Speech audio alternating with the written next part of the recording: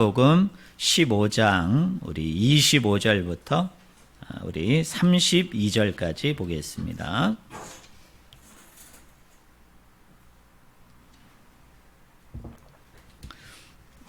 제가 가지고 있는 성경책은 121쪽입니다. 누가복음 15장 25절부터 32절까지 제가 읽어드리겠습니다.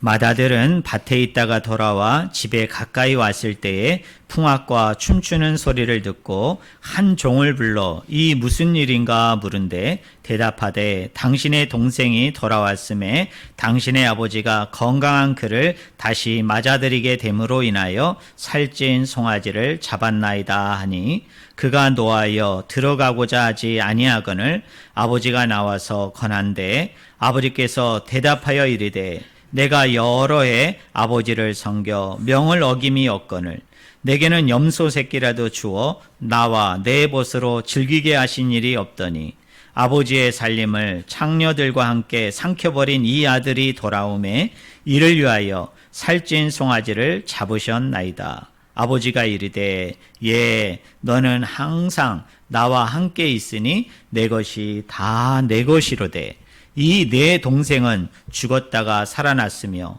내가 잃었다가 얻었기로 우리가 즐거워하고 기뻐하는 것이 마땅하다 하니라. 아멘. 오늘 같이 읽은 본문 말씀을 가지고 우리 제목 한번 같이 따라해 볼까요? 종인가 아들인가? 네, 종인가 아들인가 라는 제목으로 같이 하나님의 말씀을 나누기를 원합니다. 오늘 본문 말씀은 뭐에 관한 이야기입니까? 우리 성도님들이 너무나 잘 알고 있는 말씀이죠. 바로 탕자에 대한 이야기입니다. 특별히 전반부는 그 둘째 아들 이 탕자에게 집중이 되어졌다면 오늘 우리가 읽은 본문 말씀은 이 탕자의 비유, 탕자의 이야기의 후반부인데요. 이 후반부의 말씀을 우리가 쭉 읽었습니다만 그 핵심이 누굽니까? 그 중심이 누굽니까? 작은 아들에서 누구로 옮겨져요? 큰 아들의 이야기로 이 이야기가 옮겨진 것을 우리가 알 수 있습니다. 둘째 아들은 드러난 탕자다 이렇게 얘기할 수 있다면 우리 큰 아들은 은밀한 어떻게 생각하면 좀 감추어져 있는 탕자의 이야기다. 우리가 이렇게 생각할 수 있습니다. 여러분 둘째 아들은 공간적으로 아버지를 떠났죠. 그런데 오늘 본문 말씀에 나오는 큰 아들은 공간적으로는 아버지의 곁에 같이 있지만 사실은 우리가 말씀을 보면 이 아들은 뭐 조금이라도 수가 틀려지면 아버지의 관계가 조금이라도 오해가 생기거나 불편한 일이 발생을 하면 금방이라도 떠날 것 같은 그런 아들로 그려지고 있습니다. 이미 마음으로는 아버지를 한참 떠나 있는 은밀한 탕자임을 우리가 오늘 본문을 통해서 알 수 있습니다. 근데 여러분 이 작은 아들, 이 큰 아들의 관심은 다 어디에 쏠려 있습니까? 아버지의 뭐에 있어요? 소유. 그리고 아버지가 죽고 난 이후에 또 아버지가 살아있을 때 자기들에게 유업으로 유산으로 물려주게 될 어디에만 관심이 있어요? 여러분 소유에만 관심이 있어요. 그러다 보니까 이 아버지와의 끈끈한 그 관계성 속에서 이 아들들이 살아가지를 못하고 그 아버지의 것을 어떻게 하면은 빼앗아서 또 큰 아들인 경우는 둘째 아들은 이미 받았잖아요. 근데 둘째 아들이 돌아오니까 이 큰 아들이 위협을 느낀 거예요. 뭐냐면 여러분 둘째 아들은 자기 몫을 다 낭비하고 왔잖아요. 다 허비하고 왔잖아요. 근데 둘째 아들이 없을 때는 이 아버지가 지금 가지고 있는 건 다 누구의 것이죠? 사실은 아버지가 죽게 되면은 다 내 것이잖아요. 내 것인 줄 그렇게 알았단 말이에요. 그리고 당연히 돌아올 줄 알았는데 어느 날 갑자기 누가 돌아왔어요? 둘째 아들이 돌아온 거예요. 근데 아버지는 상상외로 뭡니까? 그 둘째 아들을 내쫓지도 않으시고, 그리고 둘째 아들이 요구한 대로 이제는 아들의 지위를 박탈하고 종으로 품꾼으로 이렇게 아버지가 그 신분을 낮춘 것이 아니라 자기와 동일한 뭐예요? 아들의 반열에 올린 거예요. 자기와 똑같은 아들의 신분에다 올린 거예요. 그리고 뭡니까? 동네 사람들을 불러가지고 여러분 고기를 잡아가지고 성대하게 뭐를 해요? 잔치를 베푸는 거예요. 물론 성경에는 나오지 않지만 저는 큰아들이 이 분노하고 화를 낸 것 중에 그 심리 중에는 사실은 그런 것도 있다고 생각을 하는 거예요. 뭐냐면 아직 아버지가 살아서 사실은 아버지의 것이지만, 그러나 큰아들의 입장에서는 이렇게 생각할 수 있잖아요. 그 고기가 아까운 거예요. 그 가축이 아까운 거예요. 왜 아깝습니까? 그걸 도축하지 않으면, 그걸 죽이지 않으면 그게 누구 건데? 내 거잖아요. 네. 그 내가 나중에 받아야 되는 건데, 물론 아버지 것이고, 그래서 아버지가 그 가축을 충분히 죽일 수 있고, 또 동네 사람들을 불러가지고 돈을 들여서, 물질을 들여서, 양식을 동원하고 이것저것을 들여가지고 성대하고 거대한 잔치를 베풀 수 있지만, 큰아들의 입장에선 그게 배가 아픈 거죠. 아주 못마땅한 거죠. 왜요? 사실은 큰아들은 이런 생각을 하는 거예요. 내 소유로 들어오는 것 중에 100분지 1, 아니 내 소유로 들어오는 것 중에 1000분지 1, 만분지 1이 지금 뭐예요? 소비되고 있는 거죠. 그죠? 낭비되고 허비되고 있기 때문에 나중에 또 다른 이유를 살펴보겠습니다만, 큰아들이 분노하고 화를 낸 것 중에 분명히 이것도 작용했다, 그렇게 생각을 합니다. 이 둘째 아들도 아버지에게 분깃을 달라고 했잖아요. 그러니까 소유에만 관심이 있는 거예요. 여러분, 큰아들도 그 못마땅해 하고 분노하고 막 역정을 내는 것을 보면 왜 그러느냐? 자기 소유가 본원 앞에서 하나 둘 없어지는 것을 보고 다 돌아올 것인데 그게 돌아오지를 않고 이렇게 밖에 나가서 그것도 호랑방탕해 가지고 다 낭비하고 소비한 아들이 돌아왔을 때 자기 것을 가지고 이렇게 나누어주는 아버지에 대해서 이렇게 역정과 화를 내고 있는 이 큰아들 역시 모든 관심이 다 어디에 있는 거예요? 여러분, 소유에 있는 거예요. 그런데 우리는 이 둘째 아들과 큰아들의 모습에서 우리는 구약 성경의 한 인물을 여러분 떠올릴 수 있어요. 여러분, 구약 성경에 많은 인물이 나오는데 지금 둘째 아들과 큰아들이 이렇게 아버지에게 보이는 행동을 보니까 여러분 어떤 사람이 떠오릅니까? 저는 아담이 떠오르는 거죠. 여러분, 우리가 창세기 1장과 2장에 보면 하나님께서 천지 모든 만물을 다 창조하시고 난 후에 마지막 날 여섯째 날에 누구를 만드셨어요? 여러분, 아담을 만드셨죠. 근데 제가 예전에 설교한 것처럼 왜 하나님께서 사람을 첫째 날이나 셋째 날에도 만들 수 있는데 왜 맨 마지막 여섯째 날에 만들었다고요? 그 첫째 날부터 다섯째 날은 엄밀히 이야기하면 사람이 충분히 살 수 있는 그 여건, 환경, 그 토대를 하나님이 다 구비하고 구축했다 해도 과언이 아닌 거죠. 그렇게 다 만드시고 난 후에 하나님이 보실 때 이제는 충분히 사람이 살만하다, 아담이 충분히 살 수 있겠구나 라고 여겨졌을 때 하나님은 비로소 그 창조의 절정, 그 창조의 마지막으로 누구예요? 인간인 아담을 여러분 만든 거예요. 그리고 하나님께서 만드시고 난 후에 뭐라고 얘기합니까? 내가 이 모든 것을 너에게 다 허락하겠다, 내가 이 모든 것을 다 너에게 주겠다라고 이야기합니다.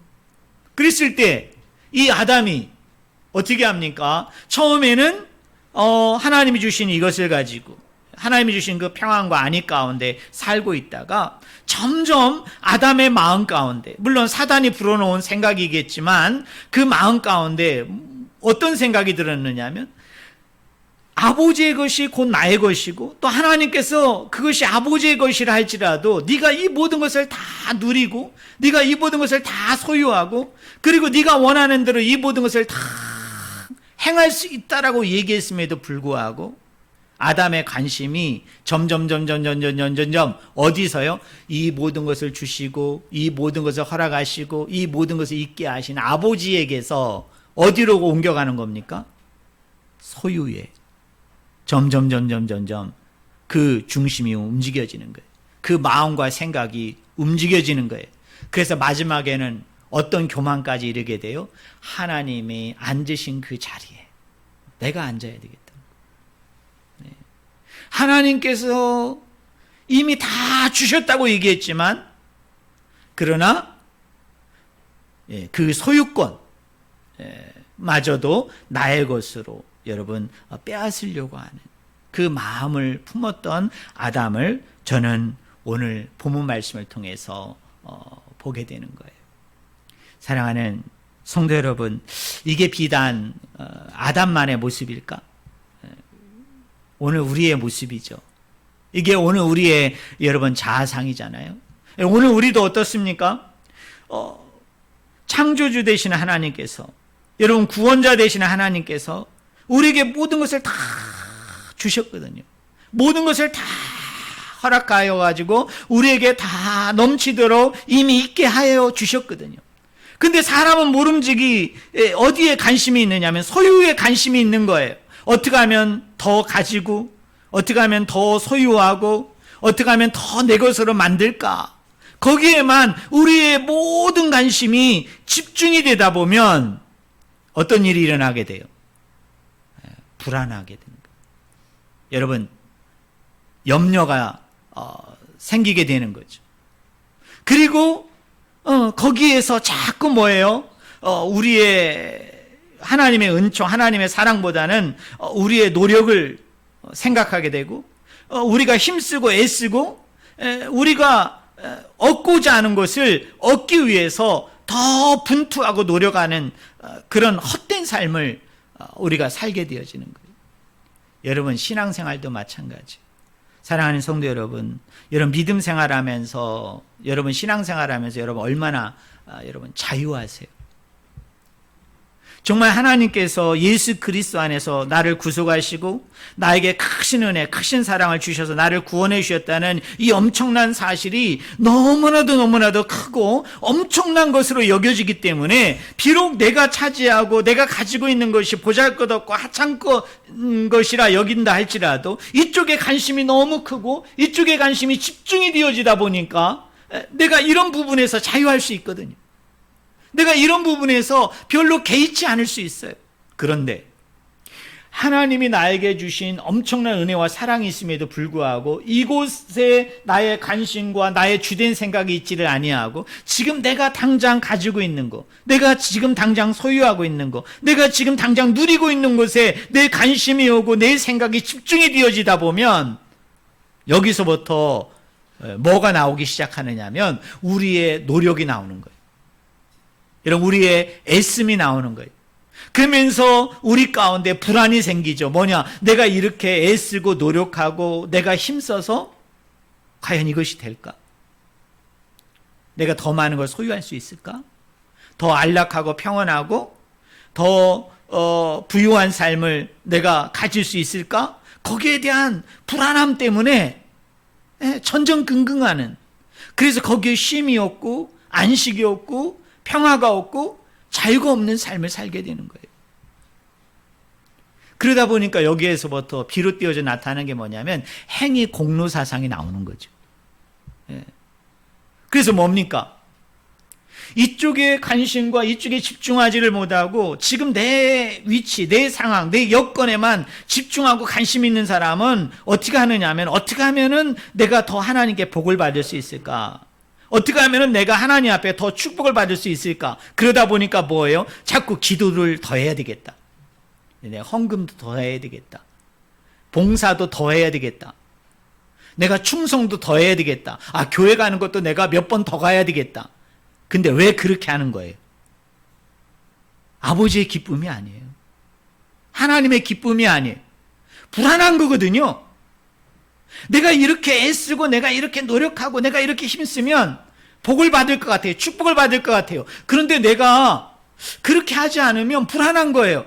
왠지 복을 못 받을 것 같고, 왠지 축복을 못 받을 것 같고, 왠지 하나님 안에서 내가 형통하고 하나님 안에서 내가 뭔가 채워지는 부분이 없을 것 같아. 그러다 보니까 사람들이 거기에 강박관념이 생겨가지고 스트레스를 받아서 어떻게 하느냐? 막 기도도 더 하고, 여러분 헌금도 더 하고, 봉사도 더 하고, 막 그렇게 기계적으로 사는 거예요. 거기엔 하나님이 없어요. 거기 하나님이 안중이 없다고요. 하나님은 어떤 분이냐? 그냥 주시는 분이야. 그냥 허락하시는 분이에요. 누가 중심이에요? 내가 중심이죠. 내가 왜 이렇게 기도하는 거예요? 내가 왜 이렇게 찬송하고, 내가 왜 이렇게 열심히 충성하고 봉사하고 충성하려고 그러는 거예요? 뭔가를 더 소유하고, 뭔가를 더 받아내려고 하고, 뭔가를 더 누리려고 하는 거예요. 여러분, 그 중심이 누구예요? 나예요, 나. 하나님이 아니라고요. 이건 신앙생활이 아니에요. 이거는 뭐예요? 이건 종교생활이에요. 종교생활. 그런데 안타깝게도 오늘날 우리 한국 교회 안에 신앙생활을 하지를 못하고 종교생활을 하시는 분들이 여러분 얼마나 많은지 몰라요. 오늘 본문의 말씀에 나오는 큰아들이 그래야 했던 거예요. 여러분, 왜 큰아들이 작은 아들에 비해서 그렇게 큰 말썽 없이, 여러분 큰 걱정 없이 그렇게 열심히 아버지 곁에서 일을 하고, 어떻게 생각하면 겉모습으로 그렇게 신실한 아들로, 충성된 아들로, 우직한 아들로 왜 그가 그렇게 몸담았던 거예요? 나중에 둘째 아들이 돌아와서 분노하고 불평하고 원망한 것을 보면 이해가 되는 거예요. 뭐예요? 내 소유에 관심이 있는 거죠. 내 소유. 나에게 돌아올 유혹과 분깃에 관심이 있는 거예요. 왜요? 아버지 것이 이제 남은 게 다 내 거잖아요. 근데 여기서 내가 놀거나 내가 이걸 허랑방탕해서 낭비하거나 내가 이거를 없앨 수 없는 거예요. 왜? 내가 그걸 낭비하면 낭비할수록 나중에 나에게 돌아오는 분깃과 유업이 어떻게 돼요? 작아지잖아요. 그러니까 아버지의 기쁨과 아버지의 즐거움과 어떤 그분을 더 이렇게 잘 되게 하기 위해서 지금 큰아들이 노력한 게 아니에요.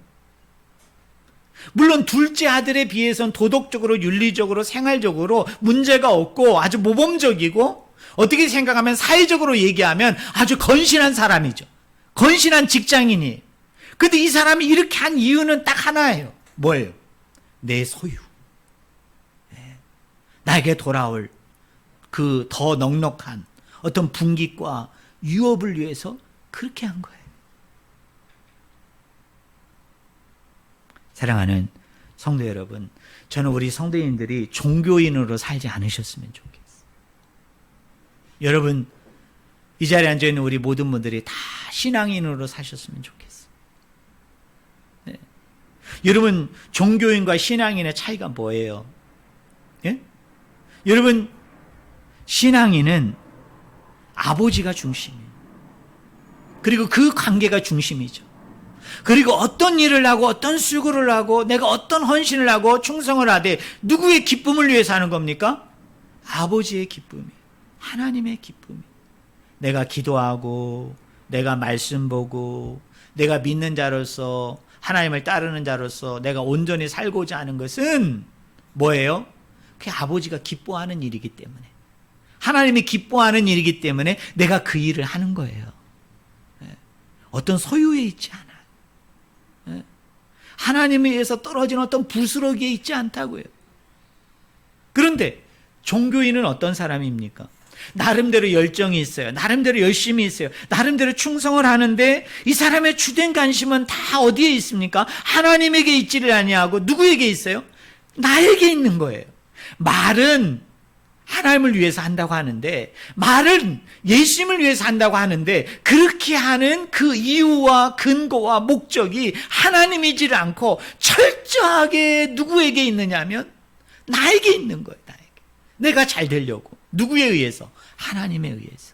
예수님에 의해서, 성령에 의해서 내가 잘 되고, 내가 더 많은 걸 소유하고, 내가 더 많은 것을 가지려고 하는 그 몸부림 속에서 그 일을 하는 거예요.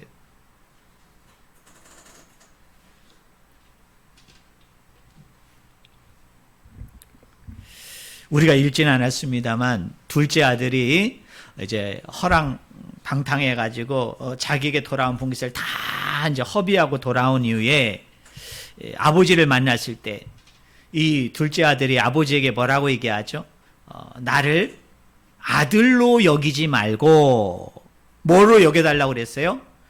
품꾼의 하나로 여겨달라고 했어요. 여러분, 품꾼은 뭐죠? 일한 것에 대한 뭘 받는 거예요? 대가. 보상을 받는 사람이 누구예요? 품꾼이에요, 여러분. 근데 오늘 본문 말씀에 등장하는 큰 아들 역시 아들로서의 신분, 아들로서의 정체성을 완전히 잃어버리고 이 큰 아들도 뭘로 산 거예요? 품꾼으로 산 거죠.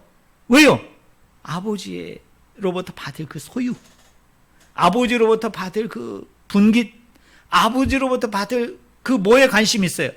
유업에 관심이 있잖아요. 오늘 우리가 신앙인이 아니라 종교인으로 산다면 우리도 하나님을 아버지라고 부리고 우리도 하나님의 아들이라고 여기지만 그 사람은 사실 아들로 살아가는 게 아니죠. 그 사람도 뭐로 살아가는 거예요? 품꾼으로 살아가는 거예요. 여러분, 품꾼이 말이 좋은 말이지 고대 시대에는 뭡니까? 종이죠. 여러분, 노예로 살아가는 거죠. 그죠? 정말 이게 얼마나 슬픈 일이에요. 이게 정말 슬픈 일이에요. 여러분, 아들은 여러분 어떤 사람이에요? 둘째 아들이 이제 돌아올 때 그 둘째 아들이 아버지에게 요구하잖아요. 아버지, 저를 아들로 여겨주기보다는 하나님 아버지 나를 품꾼의 하나로 여겨주세요. 그랬더니 아버지가 도리어 그를 품꾼으로 여겨주지 않고 뭘로 여겨줍니까? 아들로 맞이해 주잖아요. 그죠? 그러면 하신 일이 뭐예요? 에? 여러분, 새 옷을 입혀주고, 그죠? 그 다음에 진수성찬을 차려가지고 어떻게 합니까? 동네 사람들을 불러가지고 풍악을 울려가면서 여러분 그 잔치로 그 아들을 막 환대하잖아요. 그리고 손에 가락지를 끼워주면서 그 아들이 가질 수 있는 그 특권, 아들이 가질 수 있는 그 놀라운 은혜, 그 놀라운 은총 가운데 어떻게 해요? 이 아들을 세워주고 있는 그 아버지의 모습이 이 탕자의 뭐예요? 이야기에 있어서 핵심인 거예요. 사랑하는 성도 여러분, 우리 하나님도요, 여러분을 품꾼의 하나로 여기기보다는 뭘로 여겨지기를 원해요? 하나님의 아들로서 여러분을 대우하기를 원해요. 하나님의 아들로서 여러분을 높여주기를 원해요. 그런데 안타깝게도 오늘 우리가 어떻습니까? 그 아들로서 하나님이 주시고자 하는 그 풍성함, 아들로서 하나님이 우리에게 허락해 주시고자 하는 그 넉넉함, 여유로움, 그 자유함 가운데 속에서 우리가 살아가지를 못하고요. 우리 스스로가 자꾸 하나님 앞에서 이 아들로서의 정체성을 잃어버린 가운데 뭘로서 살려고 발버둥 치는 거예요? 품꾼의 하나로, 종의 하나로, 노예의 하나로 살고자 하는 것이 그게 우리의 모습인 거예요. 저는 서울 우리 교회에 속한 우리 성도들이 정말 당당하셨으면 좋겠어요. 지금 코로나19로 인하여 많은 어려움이 있잖아요. 많은 위험들이 있잖아요. 많은 문제들이 있잖아요. 그럼에도 불구하고 이 가운데 속에서 내가 불안해하고 염려하지 않는 것은 어떤 거예요? 하나님과 나와의 관계가 주인과 종의 관계가 아니라, 고용주와 고용인의 관계가 아니라, 하나님이 나의 아버지가 되어주고 내가 아들이 된다는 것은 뭐예요? 아버지의 것이 곧 나의 것이라는 거고, 하나님께서 그 모든 것을 다 나에게 허락하고 주시겠다는 그 약속이거든요. 그게 언약이거든요. 그러면 내가 그 언약 속에서 하나님이 나에게 공급하시는 그 은혜, 그 사랑, 그 충만함, 그 능력을 힘입어서 이런 가운데 속에서도 우리가 기쁨을 찾고 즐거움을 찾고 감사를 찾고 자유함을 찾아야 되는 거예요. 그런데 자꾸 나를 품꾼의 하나로 보는 사람은 불안해하거든요. 이러다가 내 가진 것마저도 다 빼앗기는 거 아니야? 이러다가 내 가진 것마저도 다 잃어버리는 거 아니야? 이러다가 나에게 남는 것이 아무것도 없는 거 아니야? 그러다 보니까 불안해하니까 어떻게 해요? 자꾸 막 발버둥 치는 거죠. 몸부림치는 거죠. 그러면 어떻게 돼요? 이 사람에겐 자유가 없어요. 여유가 없어요. 여러분, 넉넉함이 없다고요. 우리가 로마서의 말씀에 보면 그런 말이 있잖아요. 사망아, 너를 이기는 게 어디 있느냐? 너를 쏘는 게 어디 있느냐? 죽음마저도 우리를 하나님의 사랑에서 끊을 수 없다고 그랬잖아요. 어떤 적신이나 기근이나 어떤 환난이나 핍박이나 어떤 공고함과 고통도 하나님과 우리의 이 끈끈한 이 사랑의 관계, 이 아버지와 아들의 관계를 결단코 끊을 수 없다고 그랬거든요. 정말 여러분, 우리 하나님의 창조주이심을 여러분 믿으십니까? 여러분, 우리 하나님이 정말 구원자이심을 믿으십니까? 정말 우리 하나님께서 우리의 심판자이심을 여러분 믿으십니까? 그러면 우리가 그 엄청난 아버지 앞에서 우리가 아들로서의 그 가져다주는 그 당당함이, 저는 이 코로나 상황에서 넉넉히 이기는 은혜가 오늘 저와 여러분들 가운데 나타나기를 주님의 이름으로 간절히 축원을 드립니다. 이스라엘 백성들이 가지고 있는 구원관과요, 우리가 가지고 있는 구원관이 틀리다고 그랬잖아요. 여러분, 이스라엘 백성들이 예수님 당시에 왜 그렇게 많은 율법 규정들을 만들어 놓고 규칙들을 만들어 놓고 여러분 그것을 왜 지키려고 노력했을까요? 여러분, 모세에게 하나님께서 허락하신 규정은 몇 개입니까? 10계명, 10개였잖아요. 근데 예수님 당시에 율법학자들이 유대인들에게 준 규정은 613개라는 규정으로 대폭 늘어나요. 근데 그렇게 규정들을 만들어낸 이유가 있어요. 그게 뭐냐면 잘못된 구원관 때문에 그래요. 제가 우리 성도님들에게 물어볼게요. 우리는 뭘로 구원을 받죠? 믿음으로. 또 우리는 뭘로 구원받아요? 은혜로 구원받죠. 그죠? 내 의지가 아니죠. 내 노력의 결과가 아니란 말이에요. 그런데 유대인들은 그렇게 생각하지 않아요. 자, 유대인들은 구원관이 이런 거예요. 내가 태어날 때 이미 나는 하나님의 선민이, 하나님의 택함 받은 자라고요.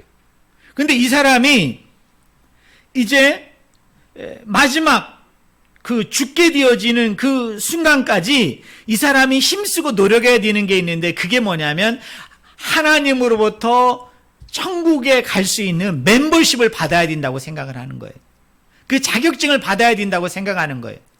그런데 그 자격증을 받으려면 어떻게 돼야 되느냐 하면 613개라는 이 엄청난 율법 규정들을 하나도 남김없이 다 지켜야 되는 거예요. 우리 성도님들에게 물어볼게요. 지킬 수 있을까요? 지키지 못할까요? 지키지를 못하죠. 그러다 보니까 이 유대인 랍비들이 이제 여기서 자꾸 타협을 하기 시작해요. 그래서 사도행전 15장에 보면 그 야고보 사도가 그 이방인이었다가 이제 기독교로 개종하는 사람들, 그런 사람들이 최소한 기독교인이 되기 위해서는 몇 가지 규정들을 지켰으면 좋겠다고 그래가지고 그 4개에서 5가지 규정을 만들어요. 그게 왜 그러느냐면 당시 유대 기독교인들이 이방인 기독교인들을 받는 데 있어서 약간 껄끄러움이 있었어요. 어려움이 있었어요. 그것이 뭐냐면 이방인들은 유대인들의 관점에서 볼 때 이 사람들은 할례를 받은 것도 아니고, 그렇다고 이 사람들이 열심히 막 율법을 준수하고 지켰던 게 아니잖아요. 그런데 예수 그리스도를 믿는다는 이유 하나만으로, 하나님이 주신 그 은혜 하나만으로 자기들과 똑같은 이 공동체 안에, 자기들의 그 구역 안에 대뜸 받아주기에는 껄끄러움이 있었다고요. 어려움이 있었다고요. 그래서 이들에게도 몇 가지 율법의 규정들을 좀 지켰으면 좋겠다. 그래가지고 그 요구한 것 중에 몇 가지가 있어요. 그 중에 하나가 뭐일까요? 예를 들자면 목베인 것을 먹으면 안 된다는 거예요. 그리고 또 하나는 이렇게 피채 있는 것들을 먹으면 안 된다는 이런 몇 가지 이런 규정들을 정해 놓아요.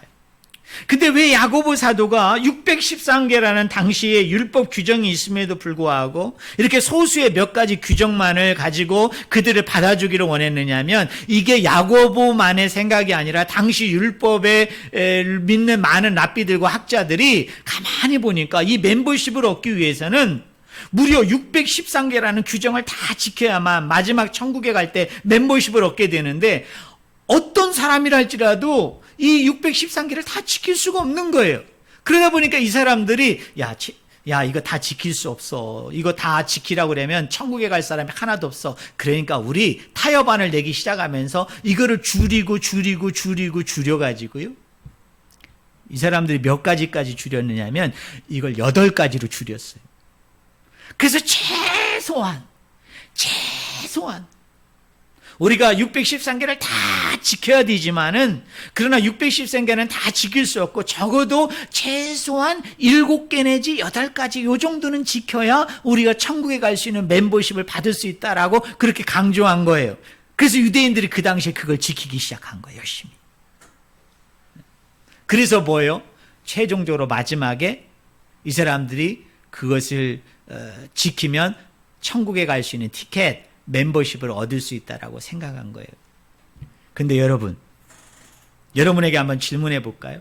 왜 이 사람들이 원래대로 얘기하면 왜 613개의 규정을 자꾸 만들었을까요? 그리고 이 사람들이 그걸 다 지킬 수 없으니까 줄여가지고 7, 8개의 규정들을 만들어서 왜 그걸 지키라고 계속 강요했을까요?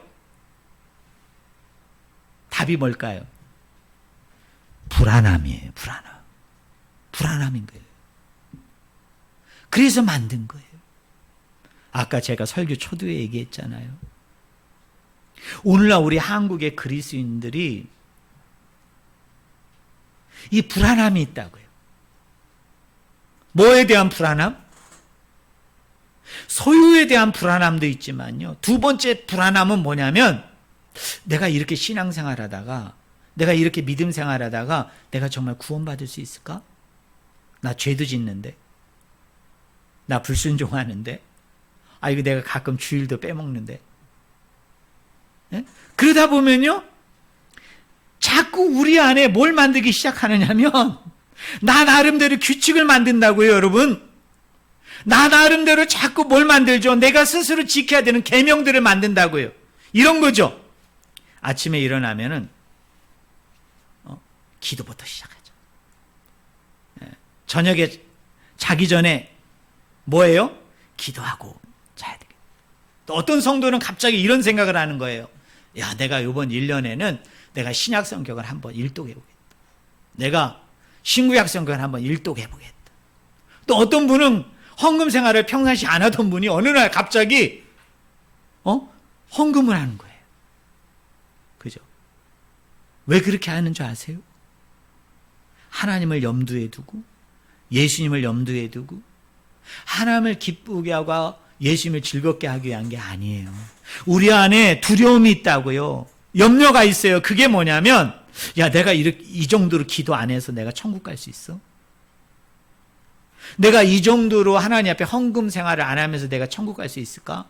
내가 이 정도로 이렇게 게으르고 나태하고 이 정도로 신앙생활하면서 내가 이 정도로 교회 출석하면서 내가 과연 신앙생활하고 믿음생활을 할 수 있을까? 그런 막연한 두려움과 염려 때문에 교회 나오고 여러 가지 행동들을 하는 거예요. 근데 이게 잘된 거예요? 잘못된 거예요? 100% 잘못된 거죠. 왜 그래요? 은혜는 뭘로 받는다? 믿음으로 받는다. 여러분, 구원은 뭘로 받는다? 은혜로 받는다고요. 내가 좀 더 기도하고 내가 좀 더 말씀 보고 내가 좀 더 교회 나오고 내가 좀 더 뭐를 해서 내가 구원받는 게 아니에요. 그런 불안함 때문에 뭔가를 조금 더 하고 조금 더 하고 조금 더 하는 것 역시 이것도 종교인이라고요. 마치 기타 종교, 세상 종교를 믿는 사람들하고 다른 게 뭐예요? 우리 기독교의 차이가 뭐냐고요. 세상에는 모든 종교는 철저하게 행위에서 비롯된다고요. 그러니까 이 사람들이 엉망진창 살다가 야 이래다가는 심판받겠어, 이래다가는 잘못되겠어, 그러니까 어디요? 가서 막 연부를 내오고, 이 사람들이 뭔가 가서 신의 노여움을 달래기 위해서 뭔가를 막 바친다고요. 그리고 뭔가 윤리적으로 도덕적으로 더 구비된 갖춰진 삶을 살려고 더 노력한다고요. 이게 뭐? 이게 행위 구원에서 가지는 불안함에서 비롯된 거예요. 그런데 하나님이 원하시는 건 그게 아니에요. 하나님을 기쁘게 하고 하나님을 즐겁게 하고 하나님 앞에 감사하는 마음을 가지고 어떻게 하든지 내가 더 기도하고 싶고, 어떻게 하든지 내가 더 말씀을 보고 싶고, 어떻게 하든지 내가 하나님 전에 더 한 번 더 나가서 하나님을 더 한 번이라도 예배하고 싶은 거예요. 하나님이 좋은 거예요. 하나님이. 예수님이 좋은 거예요. 그 관계가 좋은 거예요. 그분을 뵙고 싶었어. 예? 그분과 함께하고 싶었어. 그분과 하나 되고 싶었어. 이게 자유함이에요. 예?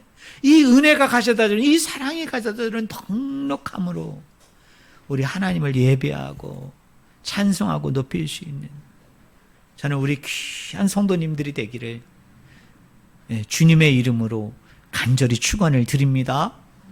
마지막으로 얘기합니다. 큰아들이 왜 화를 냈죠? 큰아들이 왜 분노했죠? 근데 이렇게 여러분에게 질문해 볼게요. 우리는 하나님 앞에서 화 안 냅니까? 여러분, 우리는 하나님 앞에서 분노하지 않나요? 우리도 똑같아요. 우리도 똑같아요. 뭔가 우리 절대 손해 보려고 안 하잖아요. 그죠? 우리 뭔가 마땅히 내 것이라고 여기고 마땅히 나에게 올 것이라고 여겼는데 그게 안 되면 어떻게 해요? 우리도 분노해요. 우리도 하나님 앞에 짜증내고요. 정말 우리도 하나님 앞에 역정낸다고요. 그게 뭐예요? 아버지와 아들의 관계가 의무 관계로 관계를 맺었느냐, 하나님과 우리의 관계가 정말 끈끈한 사랑의 관계냐, 이 차이예요. 의무 관계는 무슨 관계예요? 나도 하나님께 의무를 다할 테니까 하나님 당신도 나에게 뭘 해달라고요?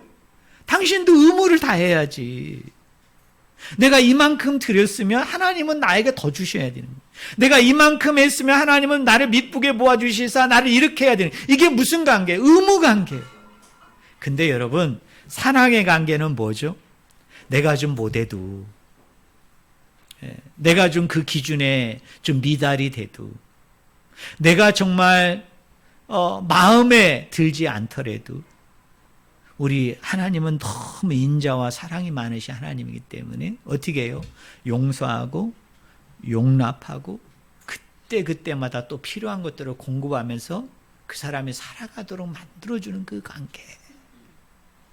우리도 뭡니까? 뭔가를 요구하고 그래서 내가 뭔가 소유해야 되겠다는 그 생각하에서 또 하나님의 멤버십을 받기에 내가 좀 불안해하니까 그 불안함을 해소하기 위해서 하는 것이 아니라 그 사랑에 감동이 돼서, 여러분 그 사랑에 감격해서, 그 사랑의 관계가 좋아서, 그분이 좋은 거예요. 그분이. 여러분 우리 연애 다 해보셨잖아요. 여러분 연애할 때 여러분 남자친구가 여자친구에게 뭐를 해주는데, 여자친구가 남자친구에게 뭐를 해주는데 그 의무관계로 하는 거 아니잖아요. 그죠? 그 얼마나 그 비상식적인 관계입니까? 여러분 얼마나 그 정말 슬픈 관계잖아요. 의무관계로 우리가 만나면. 사랑의 관계잖아요. 그 친구가 나에게 뭘 해줘서가 아니라 난 사랑하니까, 좋으니까, 그냥 기쁘고 즐거우니까 내게 있는 걸 하나라도 더 주고 싶은 거잖아요. 내가 차라리 나를 위해서 쓰지 못할 망정 그 친구를 위해서 쓰고 그 친구가 그걸 가지고 막 행복해하고 즐거워하고 마냥 좋은 그걸 통해서 내가 더 만족하는 거 아니에요? 우리 하나님도 똑같아요. 하나님이 왜 우리에게 그걸 주시느냐? 하나님이 왜 우리에게 이 모든 것을 허락해 주시느냐? 그걸 가지고 네가 행복해하고 즐거워하고 감사하는 걸 하나님은 그걸 통해서 내가 기뻐하고 즐거워하기 위함이고요. 또 하나는 우리 편에서는 내가 그렇게 행동하고 그렇게 수고하는 것이 우리 하나님이 보실 때 너무 기뻐하고 즐거워하고 감사하는 일이기 때문에 내가 또 그 일을 하는 것이죠. 결론적으로 얘기합니다. 우리는 종교인이 아닙니다. 적어도 서울 우리 교회 다니는 우리 성도님들은 종교인이 한 분도 안 계셨으면 좋겠어요. 우리는 신앙인이에요.